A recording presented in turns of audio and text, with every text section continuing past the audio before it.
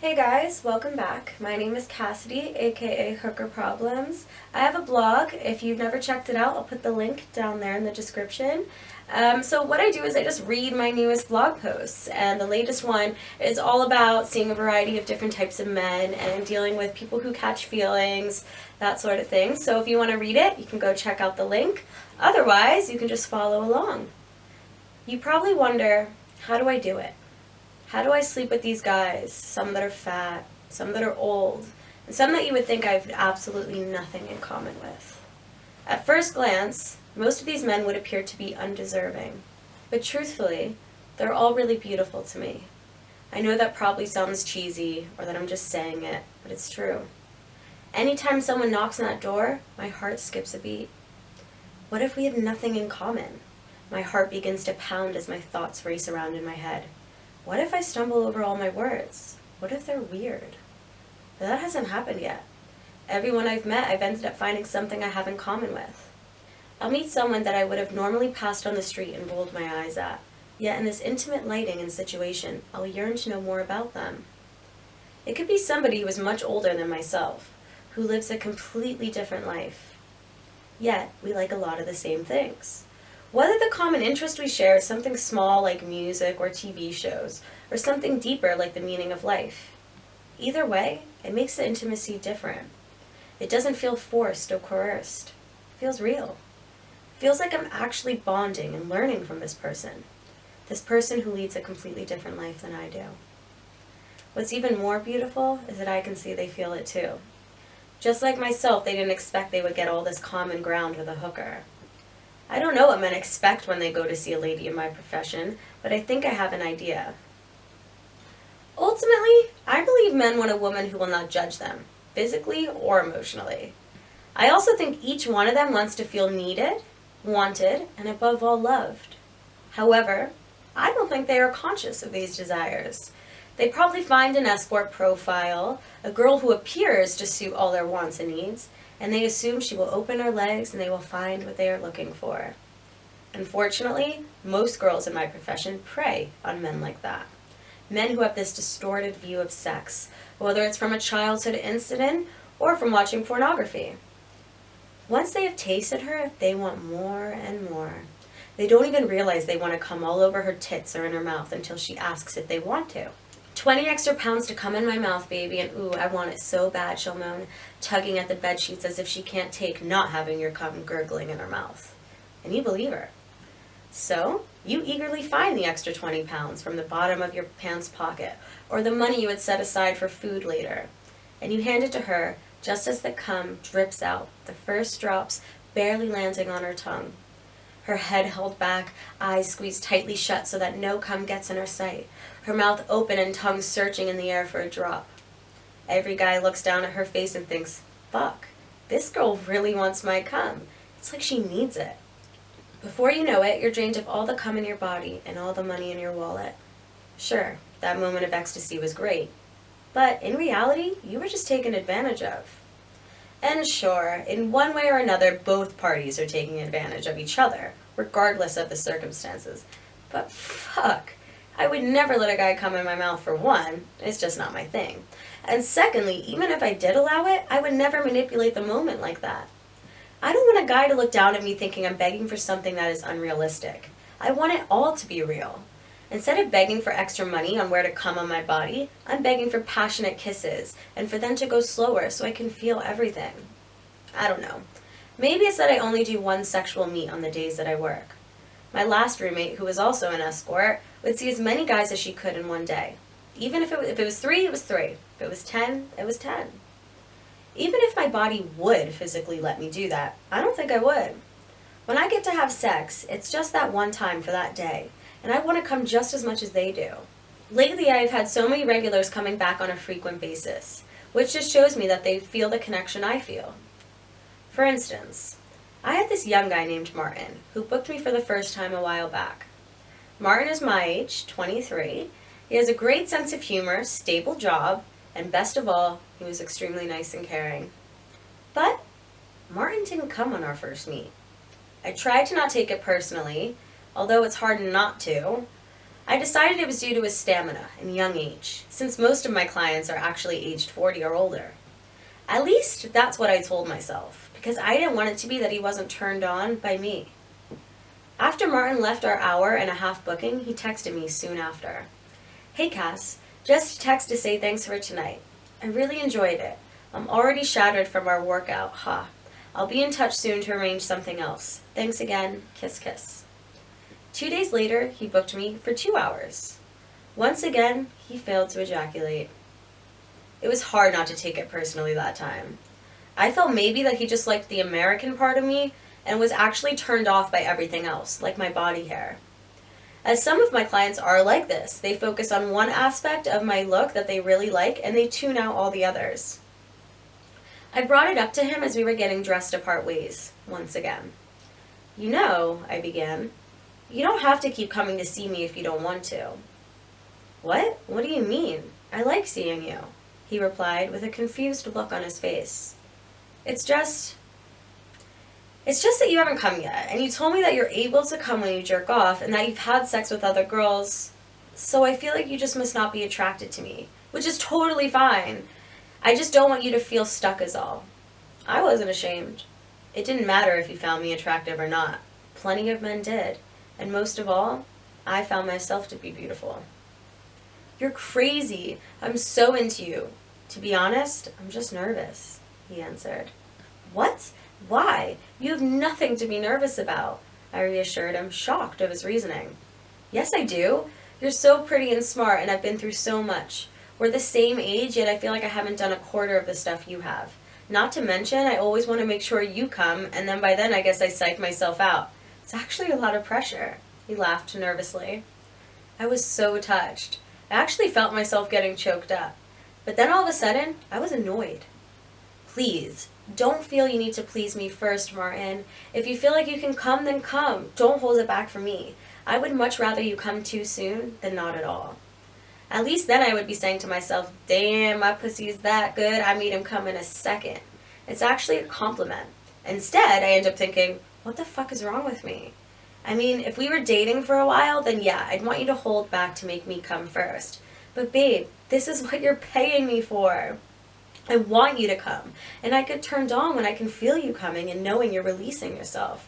I blurted out, hoping it would make a difference somehow. "I understand.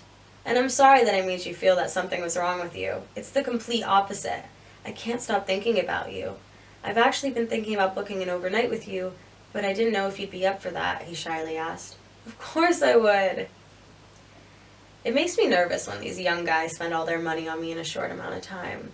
I don't understand how they have so much when they're so young.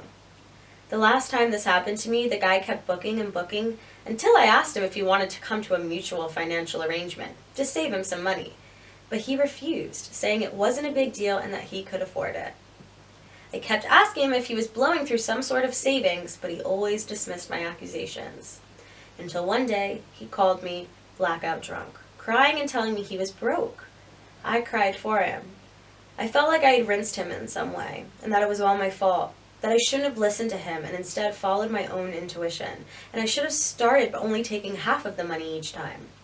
Drunk and crying, he begged to see me for free, but there was no way. I couldn't afford to do that, but I told him that he would never have to pay full price again. At that point, he had already given me a total of £8,000 over the past 2 months. To this day, him and I are still super close and actually good friends, even lovers. Which is why when it came to Martin, I was not going to let the same thing happen like last time. When he left, I started texting him with my concerns. "Are you sure you can afford to do this?" I texted. "Because if you can't, please tell me. Don't try and be the hero. I can do the overnight for £1,000 instead of $1,300, since you have seen me a few times, okay?" "Okay," he replied, "but you really don't need to worry. I can afford it." It was too late. I was already worried, and I didn't want to be that type of girl. I would much rather see a guy I really get along with for £1,000 than see some random guy who I've never met and don't know how he will act for £1,300. I planned for our overnight this time, coming up with different activities to do to make sure he would come. I would do a couple strip teases and lap dances, followed by some slow oral and then doing every position he ever wanted to try. even the ones that just look good in porn, but don't actually feel good. It's important to me that guys understand porn is not real life sex. I'll always let them try any crazy position they have seen, just so they can feel that it doesn't actually feel good. I then go on to explain that what they have been watching in porn just looks good and it's all fake. You think they would know that? Once we get all their porn fantasies out of the way, then I show them what actually feels good. Telling them to move their hips in circle motions, explaining not to rub directly on the clit as it's too sensitive, and instead rub right underneath or next to it. I'll compare the feeling of rubbing right on my clit to jerking their dick off after they have come. It makes their legs shake and knees go wobbly because the head of their dick is super sensitive after they ejaculate. It's the same for a girl's clit. I know when a guy goes right on my clit, it makes me spasm, but not in a good way, in an uncomfortable way. However, have them go right underneath it, and the floodgates are released. When Martin arrived for the overnight, he seemed even more nervous than ever.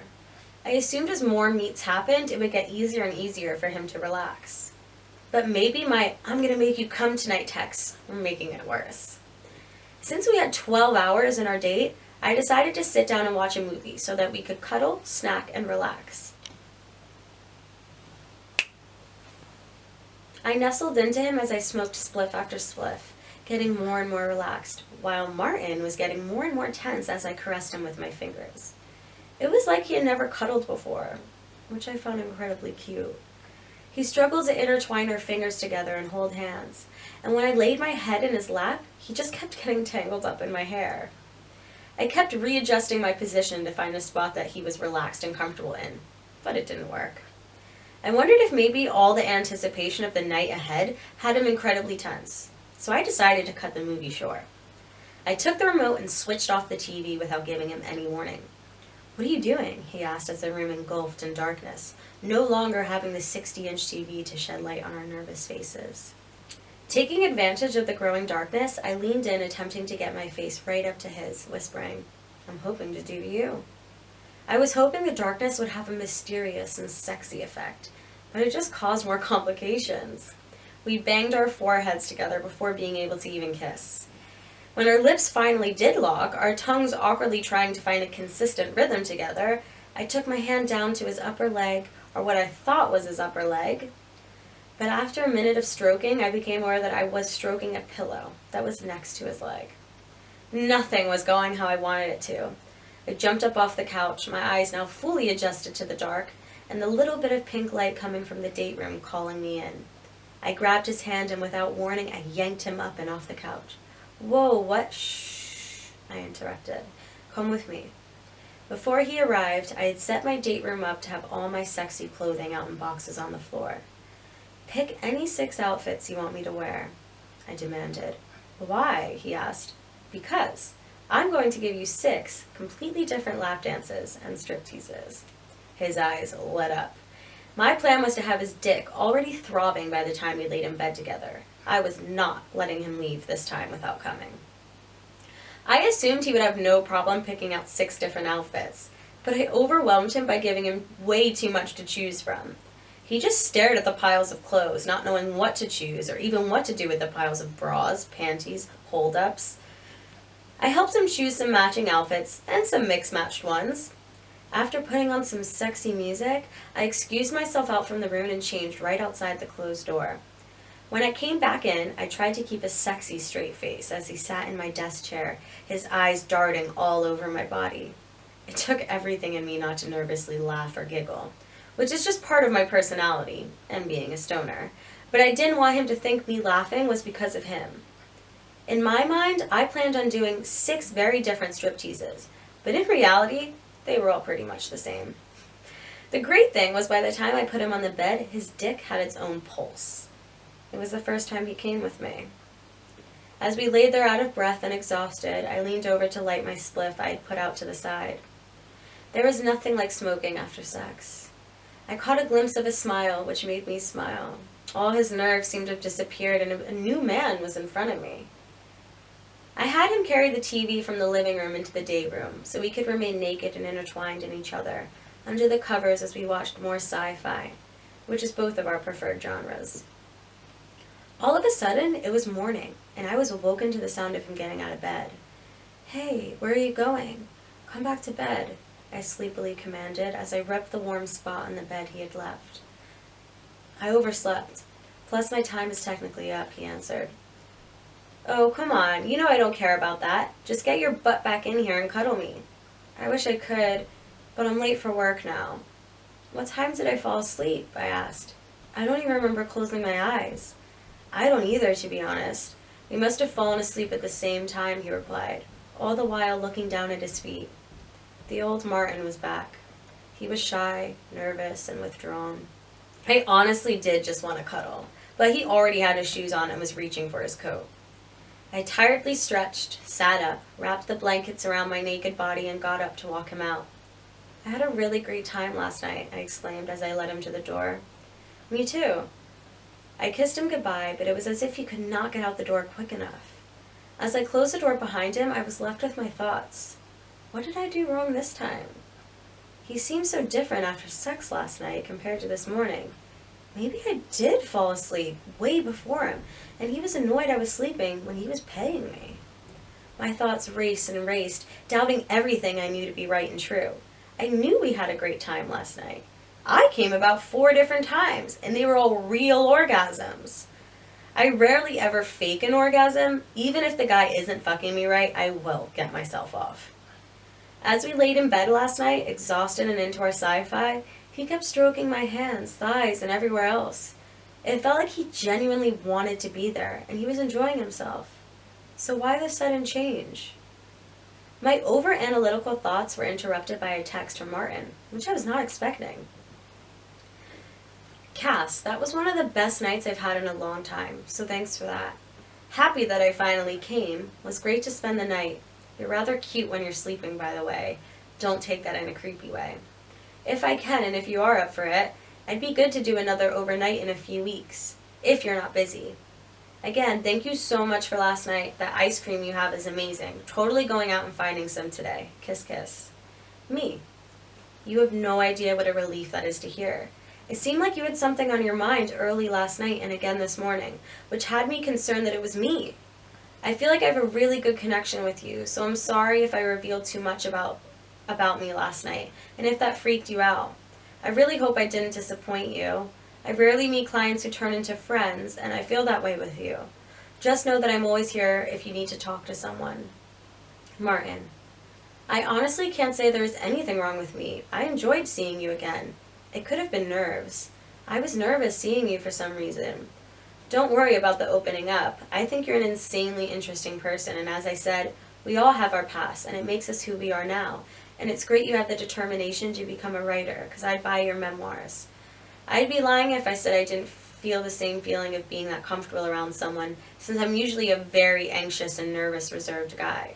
So being able to talk to you is brilliant. Me.